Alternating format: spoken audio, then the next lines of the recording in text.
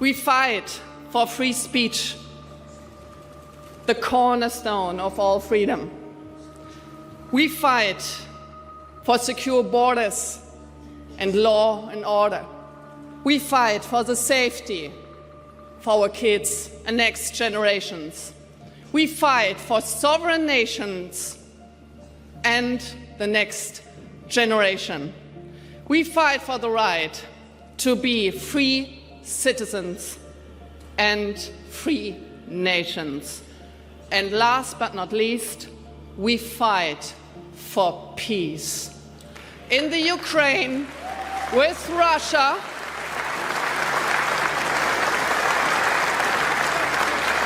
and we fight for good relations to our neighbors and to the USA.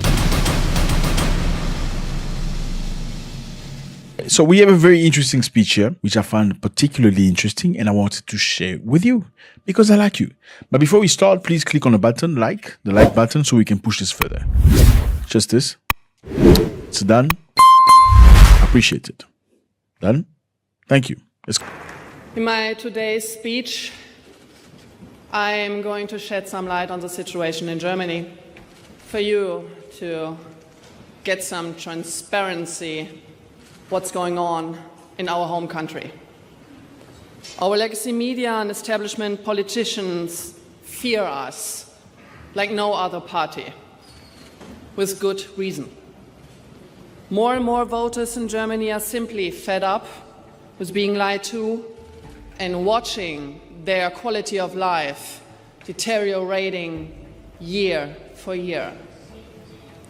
Establishment politics have turned Germany into a danger zone for its citizens. Its people suffer from mass migration, exploding crime rates, high taxes and energy prices, inflation, and the destruction of wealth. That's why they voted out the old left-green government, only to get a government that continues down the same disastrous path. They got a government that pretends to prevent illegal immigration while leaving the gates wide open. In a futile attempt to evade his domestic problems, our Chancellor travels the world, fomenting conflict and throwing German taxpayers' money out of the window, as we see in the Ukraine. But when it comes to the daily horrors of imported migrant violence and Islamist terror on the streets, our Chancellor remains silent. Mr. Merz won the election with copy and paste promises taken from us, the Alternative for Germany's program. The day after the election, he went back on his word in every regard. He sold his soul to the leftists and kept them in power in exchange for being elected Chancellor himself. Desperately clinging to power by all means has become the primary concern of our establishment politicians. Driven by panic, they bend laws, manipulate the Constitution, and eliminate the fundamental rights of the parliamentary opposition in order to prevent a democratic transfer of power. The current government continues the war on free speech, started by its predecessors. They attempt to silence critical voices by framing them as right-wing and extremist. Under the pretext of fighting hate speech and disinformation, legitimate opinions are being criminalized. And finally, there is our domestic intelligence service, the so-called Office for the Protection of our Constitution. In reality, it is nothing but a service for protecting the establishment's dwindling power. When it comes to regular intelligence work uncovering terrorists and preventing terrorist attacks, this office is a complete failure. Instead of attending to their proper task, they spy on the opposition with one goal in mind: to denounce the AfD as an enemy of the Constitution and fabricate a pretext for outlawing our party.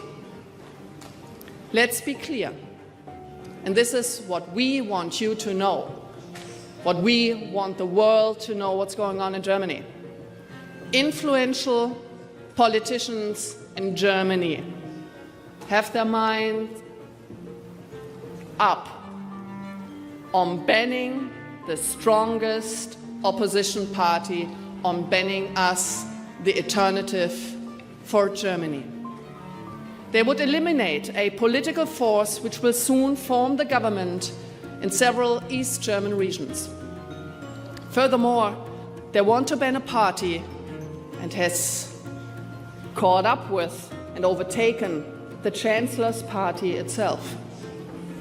It is grotesque, it is authoritarian, and yet this is a path they pursue, but they will not prevail. They will not prevail.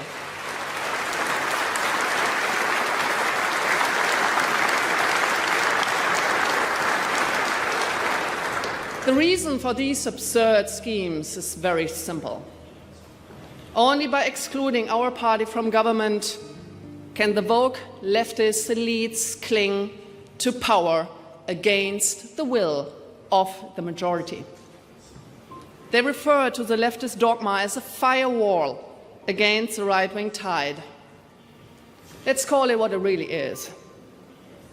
It is a panic room of an anti-patriotic, woke establishment that is running scared. In their panic,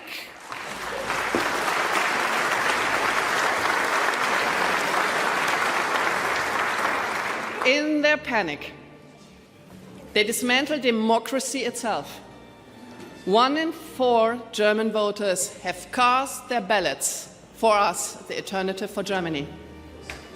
They want us to take responsibility for our country's future, to exclude more than 10 million voters from proper representation, destroys the very foundations of democratic rule.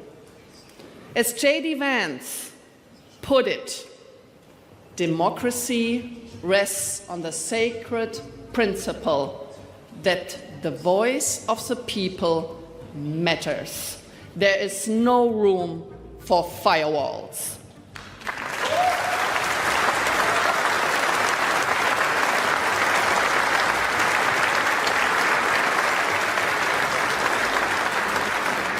Thank you, Mr. Vice President, for these words in your magnificent speech on the Munich Security Conference. It restored confidence in the minds of countless European citizens. It is my firm belief that the future of our civilization is not merely a question of right versus left. Today, the true front line runs between authoritarian centralism and bureaucratic paternalism on the one side, and those who believe in and defend civil, economic, and intellectual freedom in our countries on the other.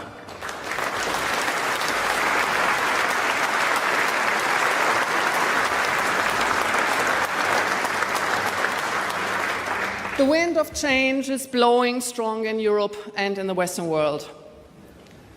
The future belongs to free, patriotic citizens and sovereign nations. This conference gives testimony to that fact. Prime Minister Viktor Orban, thank you and your country for hosting us. You are truly a beacon of freedom. Thank you.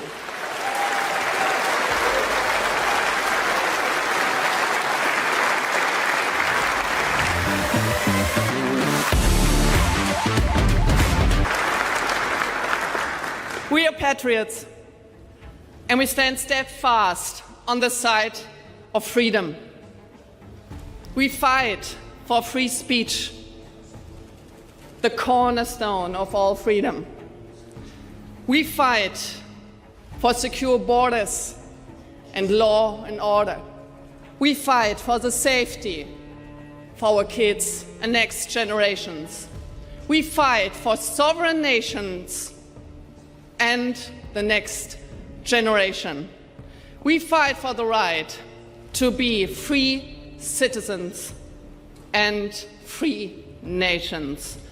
And last but not least, we fight for peace.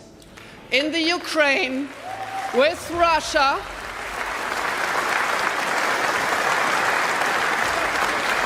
and we fight for good relations to our neighbors and to the USA. Let's make Europe great again together. Thank you so much for having me here. Is that okay for everybody? And I want you to break it down for me. God bless.